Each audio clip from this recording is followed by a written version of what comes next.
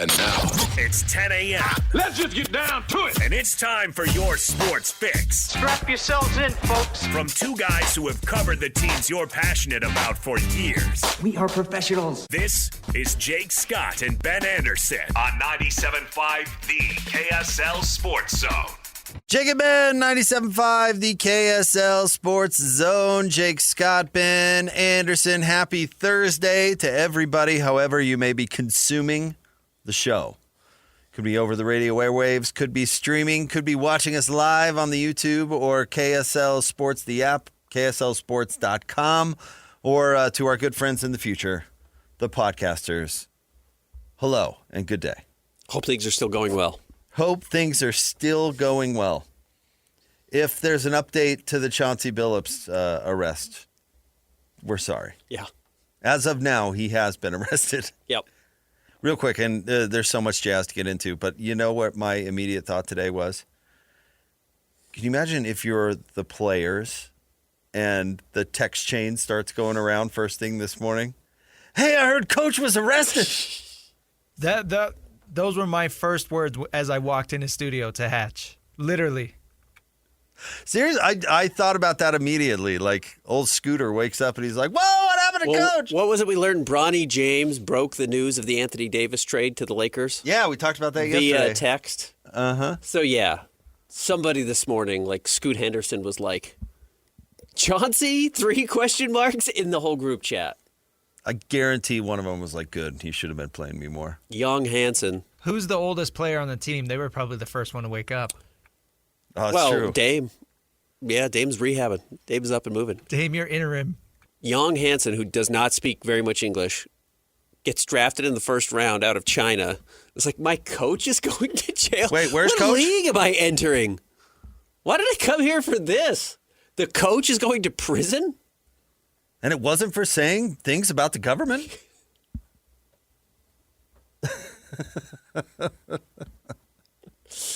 Yeah, that's. I would love to see a screenshot of that text chat or whatever we're calling it these days.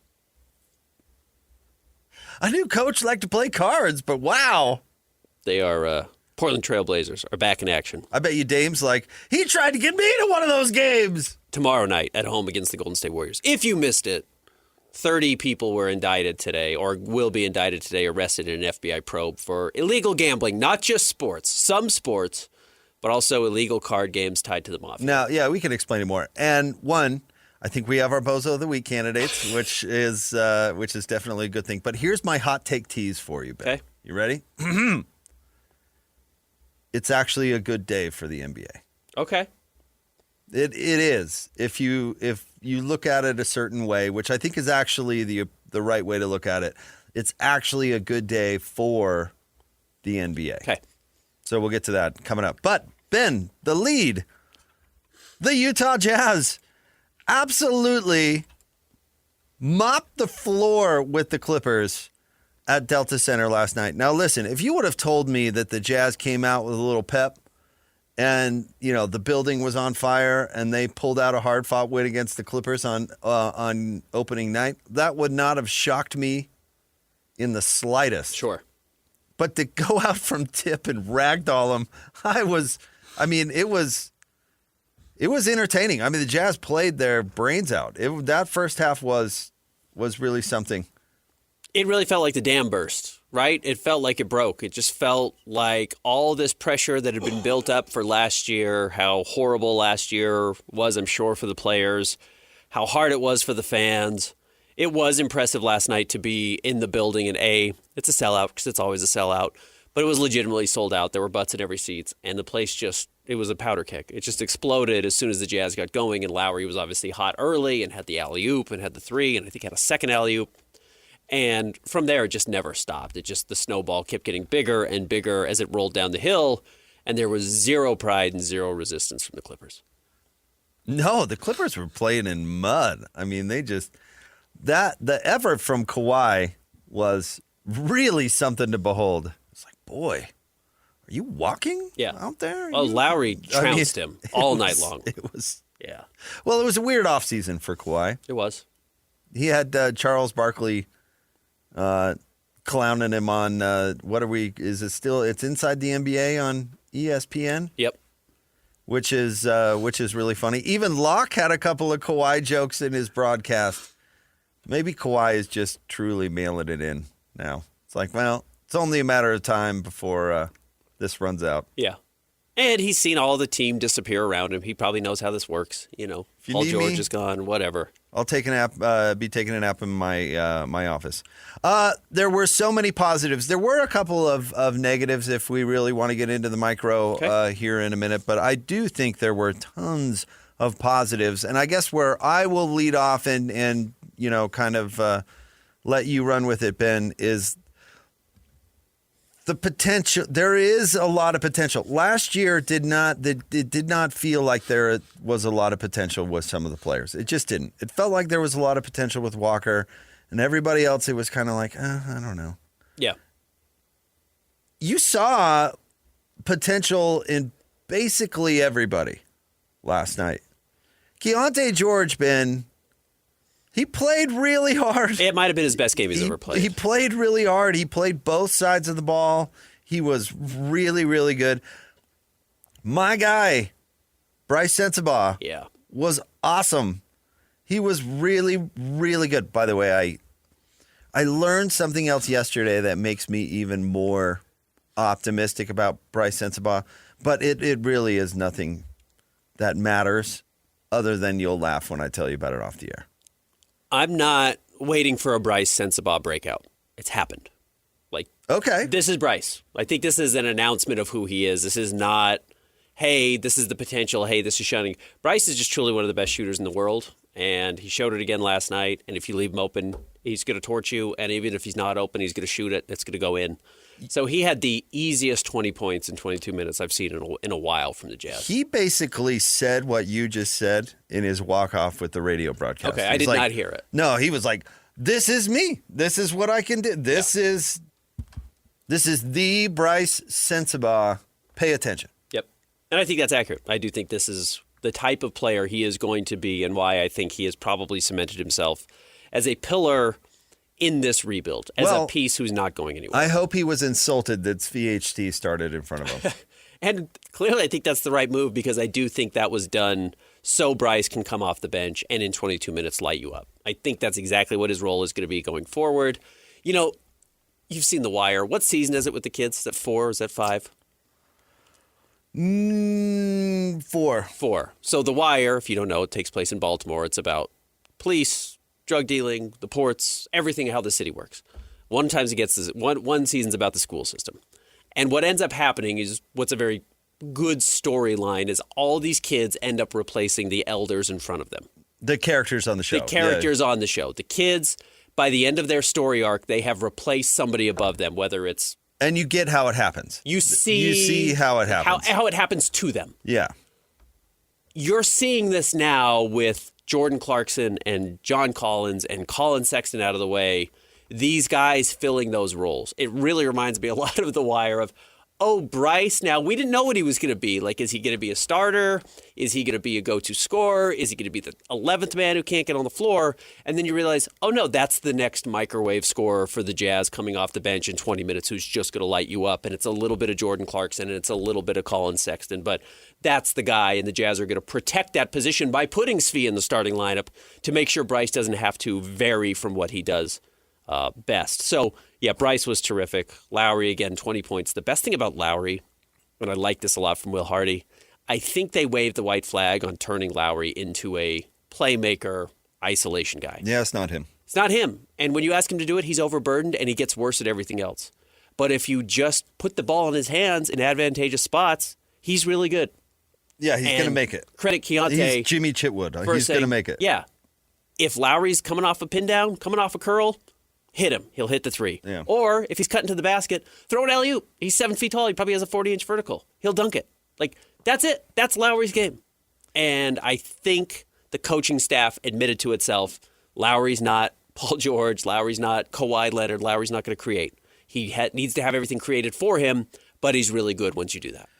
Maybe the biggest positive, Ben, on the macro, let me say, maybe the biggest positive that we saw last night, and maybe we saw some of this in the preseason too, but Taylor Hendricks is still athletic. Mm-hmm. Thank heavens. Yeah. Because, and the only reason I bring it up is because when Gordon Hayward came back from a similar injury, if his athleticism was at 100 when he was with the Jazz, and he was a very athletic player, more so than he gets credit. Of course. What did he come back as initially for that first year? What did he come back at, 70? At most. Yeah, that first year, no, he didn't have any trust in it. Well, he never got back to 100, but no, I don't. He was at 70, 60. Like it was like he lost that explosion bounce, whatever cliche you want to throw in there. I thought Taylor Hendricks looked incredibly athletic. Yeah, I thought he was bouncing around, he was hustling, he was running, and I thought that was a good sign because I thought that was the biggest concern about that injury is all of a sudden he's not going to come back the best athlete on the team. Yeah, I mean Ace Bailey's a great athlete and we're all excited about it, but Taylor Hendricks has put on a bunch of weight in the best way, still bouncy, still getting around, making shots. Yeah. There's a lot to be optimistic about with that dude, but the fact that he came back and is still a super athlete is a really good sign. Agreed. His raw natural tools are very present. They did not leave him, and on top of it, I think he's a pretty good basketball player. So I think those will. He was last night. Those will continue to improve. 2 for 3 from 3. Yeah. Again, he's really valuable. If he continues to play like that and gets more comfortable and just gets more reps, he probably will replace Kyle Filipowski in the starting lineup. He's going to bully Phil right out of that starting lineup. But Flip was good.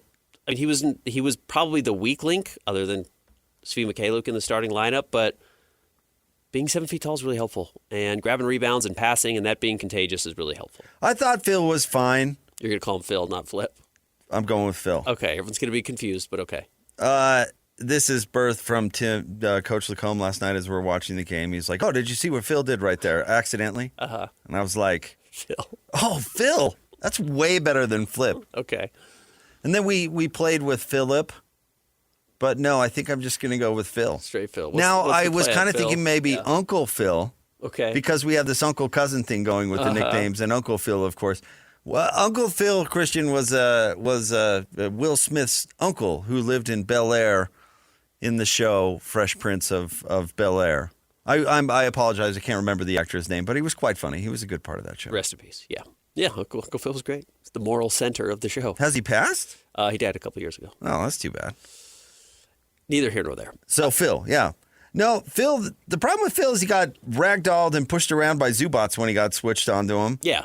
And then didn't really do anything defensively on the perimeter. So, yeah, he's got to figure out what his role is. He's got to figure out where he's going to be good there. Because if you want to get to the negative is that Zubats did whatever he wanted all night. Walker was pretty good with him, but anytime a switch or something happened, they were in deep trouble. Zubats was really good. He was he and John Collins were the lone positives for the Clippers. They were the two players who got off the bus. Agreed. And Zubats is really good, and the Jazz are going to have to make sure that... Yeah, and he's big and tough and all those things. The nice thing is Walker is able to match what those guys are doing now. Not physically necessarily as far as, yes, keeping them out of the paint, but Walker last night had 22, 9, 4, and 4 in 28 minutes. I mean, didn't miss a shot. Walker's a really, really good basketball player. No, Walker's incredible, and he's really great defensively, but what was his best defensive play? It's when he came off the ball and got that block shot, right? I mean, he's super athletic, and he can move really well laterally. But Zubats is going to shove him under the basket still. And I don't know if he can fix that. Yeah, I don't know. That's going to be... Because you don't want him to lose the lateral quickness and all that stuff, because that honestly makes him special. No, a lot of that's technique. A lot of that's doing your homework early. You know, a lot of that's keeping guys from getting that low in the paint, and those are things that Walker's going to have to get better at. And annoyingly, James Harden is really good at... James is a great pick-and-roll player. Getting the ball right to him when he's right on top of his guy. He is. And, you know, if you were to flip those spots, how would Walker look playing next to James Harden? I'd bet he'd look pretty spectacular. But two things that Jazz fans are going to be... Well, one thing Jazz fans are going to be excited about, one thing Jake Scott's going to be excited about. Jazz fans are going to be thrilled that he knocked down 2 of 2 from the three-point line in the first quarter. I've thought about this, actually. But more importantly, as you've talked a lot, he was 6 of 8 from the free throw line. Bingo. Get to the free throw line and knock him down, dude. If you go, and I'm talking to Walker personally, obviously here. If you go 6 of 8 from the line for the game, knock yourself out. Yeah. But let me tell you this. The first time that you go 1 for 6 from the line and 0 for 3 from 3, I'm going to point it out. I won't clown on him, Sure. but I'm going to point it out. No, you know what was nice was that he made 2 in the first quarter and he didn't take another one the rest of the night. If he gets to 65% from the line, Ben, I don't even think that's too high. Rudy got over to 60 and was fairly serviceable because he actually became at least decent and making them when it mattered the most. Yep. If Walker could get there, he could be or would be a top 5 center in the league. Mm-hmm. He would be. Yeah, he can get there. He'd average 5 more points a game. Maybe that's a little generous, but 3 points a game is a lot. He goes from 12 to 15 points a game, and he's going to give you 12 rebounds and 3 blocks a game, and he shoots 90% from the field. That's seemingly. a guy. That's a really good player. That's a guy. It is, yeah. Who, by the way, has his head on straight, works hard, and is dating Miss America. What's not to like about this? He does seem like he's in a very good spot mentally. Talking to him yesterday, he seems bought in. He doesn't seem totally rattled by not getting a contract. He seems to be. Well, if he's got a good agent, the agent just says use it. Yeah. You like Jerry Maguire told Cuba Gooding Jr., who's surprisingly small, we'll take a chance, go play, we'll have a great year. Yeah. Get that big deal, Yeah. and then you can dance. You'll get even more money. Yeah. Walker plays like this, he's going to get even more money than, the 100 or 120 million he probably was seeking this summer. Okay, insensitive take here about that movie. Okay, if you're going to lay there like you're dead for 10 minutes, you shouldn't be able to get up and dance. Well, that's the Donovan Mitchell. So then Donovan used to fall down at every game and I was know. like, I watched it last night. He and Jordan Clarkson ran into each other. Knicks Cavs game in the season opener for those two teams. Donovan laid down for 10 minutes and then got up and ran down the court. No, this is the worst legacy LeBron's ever left the NBA. All the bad stuff that LeBron's leaving in the NBA, that might be the worst. The playing it up and laying there for 20 minutes. But that movie, you were supposed to believe he was dead. You're telling me he's just lying there playing it up? You're like, did he die out there? No, he's fine. He'll be all right. No, he's up and dancing. He's dancing. I thought it like a rib punctured his heart or something, and now he's doing the moonwalk. Other bright spots for the Jazz last night. I thought Walt Clayton was pretty good. 10 points, 6 rebounds, 5 assists, 2 steals. He's going to, this is a real easy one, but he's got to figure out the passing lane. The other player is bigger in the NBA, and his passes got deflected a lot. He's got to figure out. I think he was used to jumping up and throwing it over the other point guard. Yeah. And he was having a lot of trouble doing that. He also had a couple of shots blocked as he got into the paint. He is never going to be, and he can dunk. He showed in the preseason he can dunk a little bit on a fast break, but he's never going to be a guy who scores based on his athleticism. He's going to score based on craft. And that means coming off of screens, and he did it last night. It was really funny to watch him do it to Chris Paul because it's what Chris Paul does to everybody. He got him in jail, which means, you get him on your back shoulder, you get him on your side, and you just hold him off, and they're chasing you, trying to get the ball, and then you pull up short, and they foul you, and then you hit the little 15-footer because that's a very easy shot for NBA players. And he got the and one on Chris Paul, which Chris Paul has probably scored 1,000 points in his career doing exactly that. So it was really funny to see that craft and kind of knowledge of the game already shine through. And if he knows how to do those things, he will learn how to get his shots off. And there are a lot of guys, Kyle Lowry, Fred VanVleet, who have done that their whole careers. You can be a really good player scoring with craft and not necessarily have to be John Morant athletically. One more point on Key that I wanted to make on Keontae George, and we moved on before I could, remember that I wanted to make this point. That play, which has got to be now a meme, where Keontae it's right at the end of the half, right? Where he's lying on his side, and then does a smile ear to ear, and then does this weird thing with his eyes. Have you seen it? Uh-huh. If you haven't seen it, Jazz tweeted out the GIF, I think, of it. So lying on his side, big smile, and then does this, I don't know, like the Ernest P. Worrell eye thing, which I love that should be your character, Keontae, looking crazy guy lying on the floor. But you know what was the most notable from that, Ben? The most notable thing. He was lying on the floor. He poured his guts into a play where he ended up lying sideways on a floor after making it, by the way. You're right. He does the crazy eye thing. He does the eyebrows up and down, and then his eyes start rolling around. Yeah. So I like the, hey, I play hard and I'm kind of crazy look for Keontae. He should lean into that, in my opinion. But the most relevant thing was, dude, lots of guys got after it and got on the floor and got after loose balls and all that stuff. And Keontae was 1,000% one of them. And I think that's a big deal.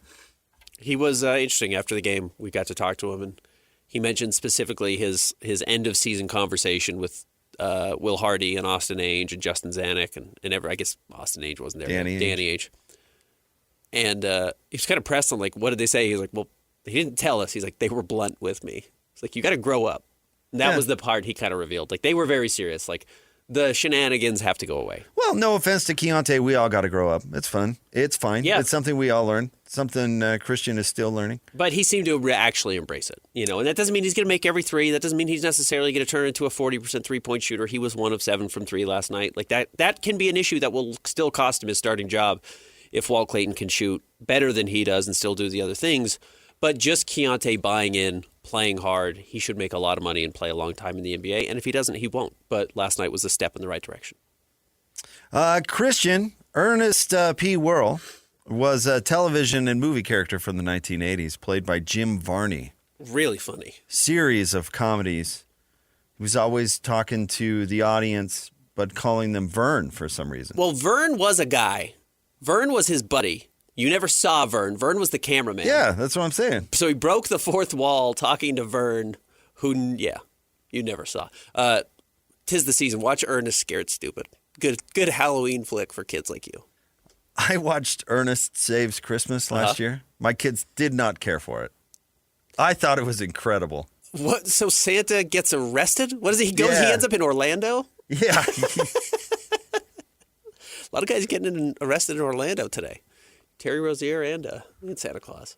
And Santa Claus. And yeah. The reindeer gets shipped to the airport for some reason. Yeah, the girl's in it. There's always the girl in there. Stealing the sack. It's brilliant. Good. It's a good movie. Brilliant.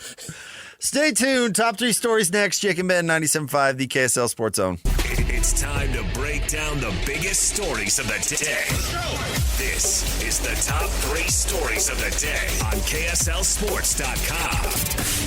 97.5, the KSL Sports Zone. Jake and Ben nominated the youth sports volunteer for the Hercules Hero of the Week. Submit your nomination at KSLSports.com/contest. Then listen every Thursday afternoon. That's today. To JJ and Alex for the winner. Help us celebrate the efforts of those volunteers making an impact with the Hercules Hero of the Week. Sponsored by Hercules First Federal Credit Union and Beehive Meals. Time for the top 3 stories of the day. KSLSports.com, brought to you by J. Brooks Jewelers. Cherish your love with J. Brooks Jewelers. Explore their expertly crafted engagement rings made from the finest materials. J. Brooks Jewelers. Christian, where do you want to start today? Number 1, guys, it's official. Terry Rozier will not be attending sports gambling night. No. Well, we don't know that. He still could. He's not been found guilty. He's getting indicted today. He's been arrested. The NBA has placed him on leave. Yeah, he'll be done until it's resolved. And let me tell you how that's going to go. My first thought was, wow, this is really creative front office work from Pat Riley. He found a way to avoid cut this contract. The worst contract in the NBA. Okay. And then that's when I really saw 4D chess. Chauncey Billups got arrested too, I thought, oh, that's coast to coast. That's Miami all the way up to Portland. Well, now I think some of the details in this are actually really important and very interesting. They are 2 separate incidents. They're 2 separate investigations into 2 different things. It's not just sports gambling. It's not just the Terry Rozier side is the sports gambling, and that's actually the smaller one. The bigger one is this poker thing. And the connection is the mob. I mean, it's kind of crazy Organized to say crime. that. Organized crime, but they specifically mention the Italian mob. Yeah, the mafia, is running these poker games and then using former NBA players as bait, essentially, to get the fish, and that's the word they use, the fish, to the poker games. The ex-players were called front-facing cards. Okay. So they were to get them in. Yeah, because they know people with money. And say they seem trusted. Yeah, I'm a big celebrity. You can trust this. I'm not getting ripped off. A confidence man. I'm Chauncey Billups. Yeah. So now here's the key part, because I'm sure he's going to deny knowing it was fixed. But they're saying or alleging that everybody, including the front-facing cards, and the other one was Damon Jones. Who also was doing sports gambling and feeding inside information. He's got a little crossover in all this. But apparently he was telling bettors when like LeBron wasn't going to play in games as a member of the Lakers. Crazy. Yeah. But anyways, yes, back to the cards. So Chauncey was a front-facing card, and they're alleging that the front-facing cards knew that everybody at the table but the fish knew. And they were using X-ray poker tables and contact lenses and all sorts of really high-tech crazy stuff to cheat and shake down these fish for millions of dollars. Now, what's interesting is they say the investigation is still ongoing, which means they're going to try and flip all these guys on said mobsters or other players or really who knows what. But it's not going to end with Terry Rozier playing again. Hey. I would bet on that. I also thought, like, is this Gilbert Arenas information? Like, is he outing That's a people? separate thing, and maybe it is. You know, like, Maybe is that he's- who's ratting? Like, is that was honestly my first thought. Oh, was, I love that. Now we're like real Law and Order stuff. Gilbert's snitching, and he's outing everybody that he knows to get a bigger fish. But, you know, they said this is a multi-year investigation. I'm sure it even predates. That's what they Gilbert. always say. So we will see where this goes. I've talked to Chauncey Billups a few times in my life. As somebody whose favorite team of all time is the 03-04 Detroit Pistons, I was like pretty excited when he was a head coach. There was like an opportunity to talk to him, and I was a little underwhelmed. And you know, not pretending we're trying to be friends. It's just a press conference thing. But I've never quite been wowed with Chauncey in some of his interactions. I'm surprised he kept getting jobs with the Trailblazers. I thought he was the real weak point there. I will be very curious what they look like now without him. I've met him off the mic once. Okay. He was a nice enough guy. He came in to do Jimmer Fredette's. You remember when the lockout was going on and Jimmer Fredette put together a basketball game? He played. Yeah. And so he came in to do it, and we were doing some promotion stuff for it and whatever. I got a chance to say, like, hey, nice to meet you. I'm Jake. Seemed nice enough. But, yeah, I'm sure he was nice to you. Never, I didn't. You play cards? Did he ask you to go play cards in the back? How much you guys make? I never thought he was a good analyst. I mean. No. And the fact that he was an analyst and not a good one told me that maybe he needed the money, or now in hindsight tells me he maybe needed the money. But here's my payoff for my teeth. It is a good day for the NBA for two reasons. Okay. And I'll start with Chauncey. The NBA is good to be rid of him. He's at very least guilty of very poor judgment. Yeah. Lord knows what other bad judgment. Yeah, best is case scenario, out there. he's absolutely running with the wrong crowd. You are best to not have him as a head coach in the NBA today. The NBA is better off with Chauncey Billups not being a head coach, regardless. I think that's fair. Regardless. And Adam Silver didn't have to step in. Portland, which is a disaster of a franchise right now, didn't have to fire him. The feds, of all people, did it for him. But they're good to be rid of Chauncey Billups. That is a good thing today for the NBA. Number two, and this one's a little more serious, I think, because gambling, sports gambling, this stuff is a problem. I mean, Yeah, it is. Michael Porter's brother, all this, yeah. like, this is a problem. Now, the question is, in my opinion, is it a new problem because sports gambling is legal, or has this been going on all along? Because sports gambling has been going on all along. Yeah. It just has not. And by the way, still not legal in Utah. Right. But it's legal across a wide swath of these United States. Most states. So, which is it, in your opinion? And I'm certainly eager to give you mine. I think it is. I'm sure there's always been parts of it, but when it's more widely available, I think it's going to encourage people to do it because you recognize how easy it is to gamble. So you say, yeah, if it's this easy to do every day and you can mix it into your daily lifestyle, every night I watch football and I bet on it. These NBA players or whoever's doing that, and they're doing it on the plane anyways in their card games, which is a huge thing. I'll be curious how the NBA addresses that.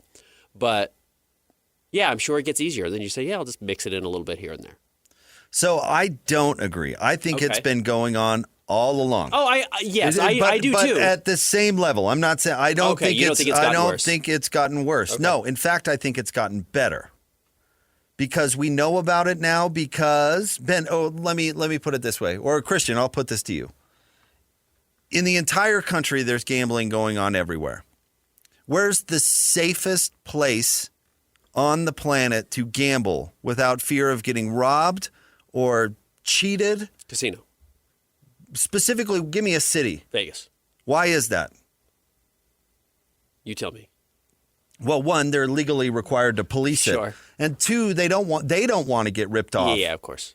Yeah. So now that it's above board, DraftKings or whoever, I don't know in this case, sees, wow, why on earth did $500K just come in on the under on Terry Rozier? And do you know what they do? Red flag. They call the federal authorities and say, this is odd. There's weird activity. And then it gets looked into. Yeah. And then it gets prosecuted. And honestly, Terry Rozier, I hope not only gets banned from the NBA and serves some jail time, but they should publicly, pull off his fingernails or something, send a message to everybody it's not going to be tolerated. I actually think it's a good thing for the NBA. Bring it above board, punish it severely, and say we are not going to go down this road any further. But if you're placing illegal bets with a bookie on a rigged game, nobody ever knows about that. Correct. What I think is interesting, and part of what you said is probably part of the problem, which is you said $500,000 on an under. The funny thing is the algorithm that they use, and I'm sure the AI and security that they use is so advanced that it's not that. It's why is there two $1,500 bets within 5 minutes of each other in different states? It's probably less on obvious. Something like that. Right. And that's where people are like, it's $1,500. They're never going to know. It's $800. Like that? No one's ever going to see that. Yeah, but no one's ever going to recognize that. 5 people are betting the under on Terry Rozier and it happens ever. within 15 minutes. Right. They're like, yeah, that's how we catch There it. are certain ways. I'm going to read the book about this when it's eventually written. Yeah. To find out exactly what the scheme was and read his memoirs. and how it was found out. Oh, I hope that's right. My final assist, helping the FBI lock up the NBA's most notorious criminals. No, bring these things to the surface, punish them severely. That's how you get rid of it. And Agreed. now the gambling world is incentivized to bring it, and probably legally required to police it and bring it to the surface. It should absolutely put the NBA on notice. And I hope it does, if they haven't been already. Then you can go rig a local poker game that's being played in a warehouse somewhere quite easily. You can't go into the MGM and be like, Right. I'm gonna. I've got a scam. Yeah, right.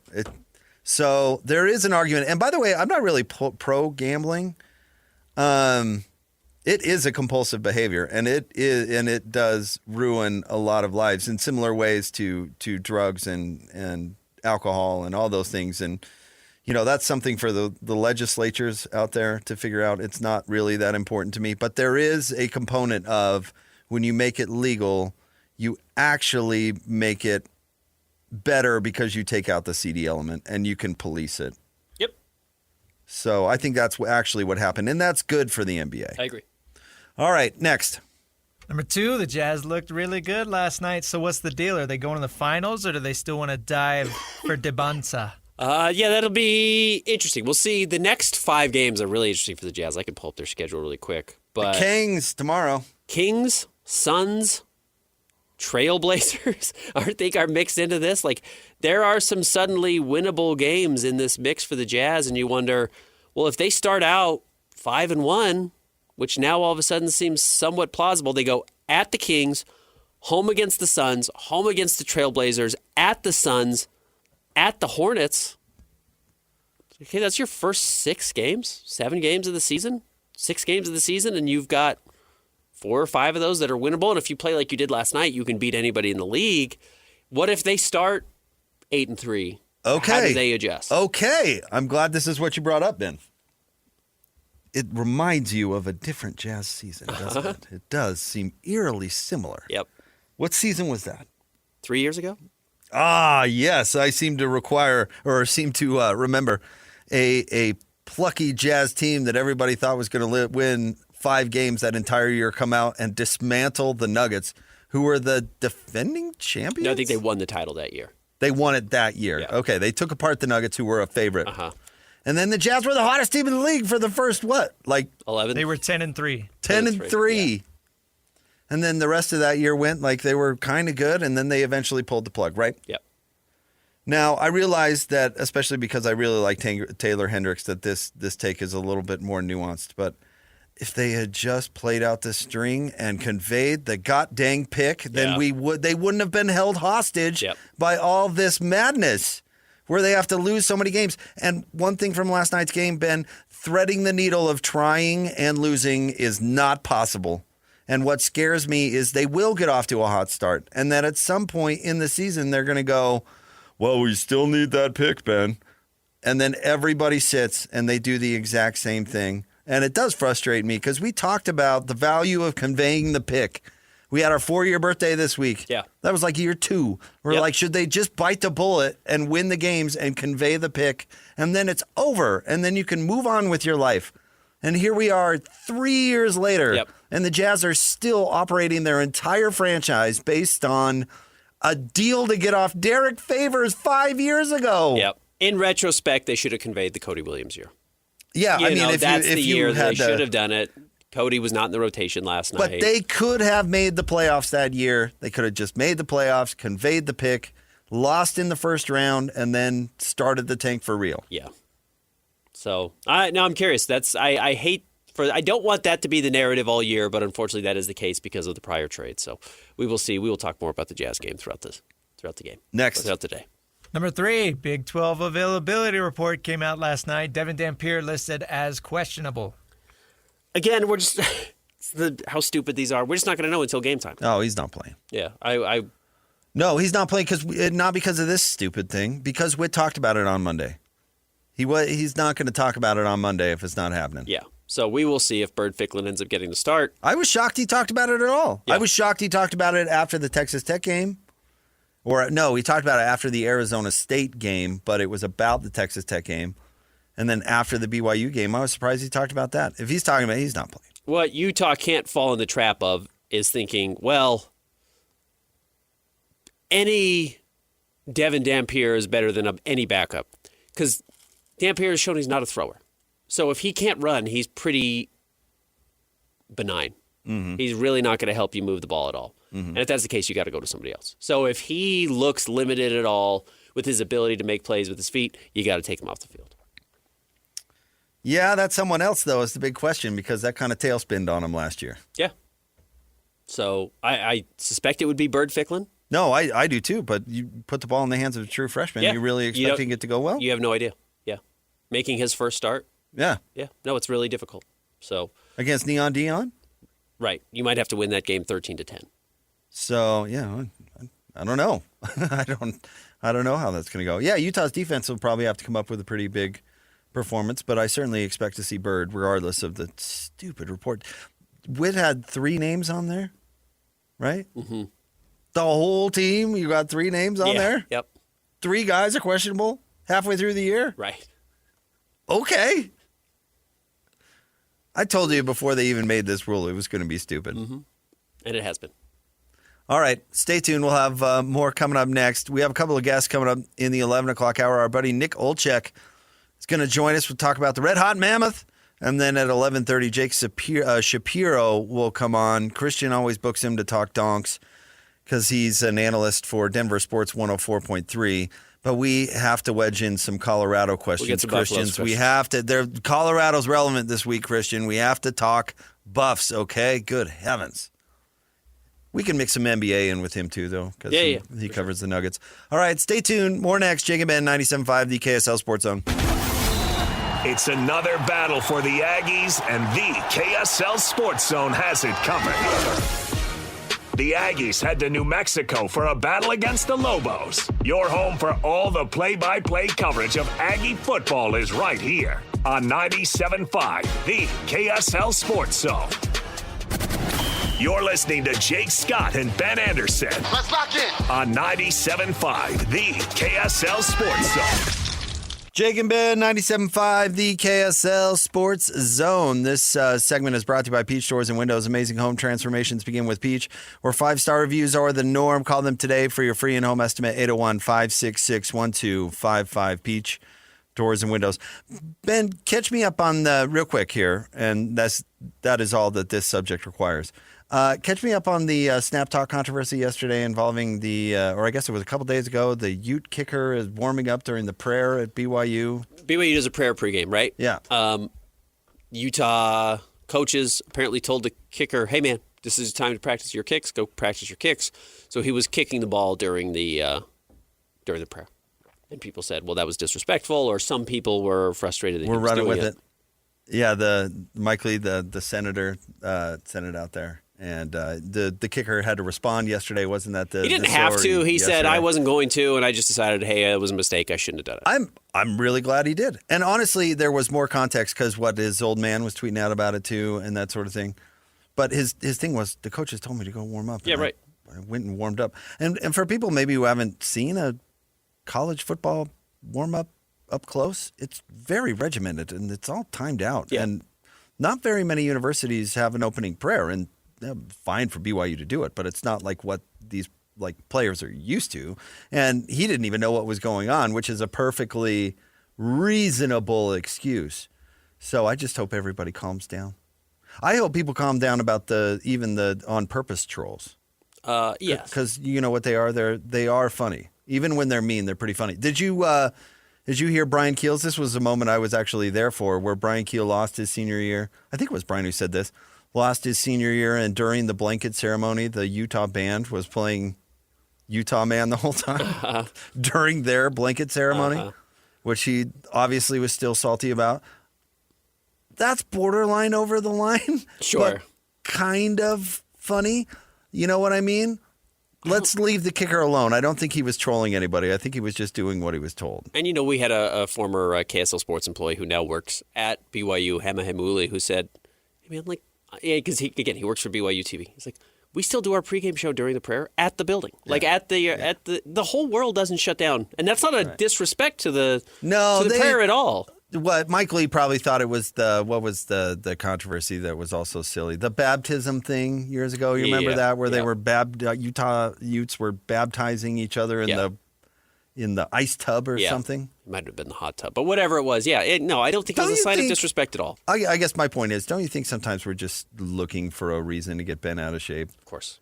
What do they say? Like a hammer trying to find a nail or whatever. We're just in that mentality. We're just looking for a reason to get it bent out of shape. A non-controversy. Yeah, let's just, take a nice step back. Yep. It's good for everybody. Relax. Nick Kolchek joining us coming up next. Jake and Ben, 97.5, the KSL Sports Zone.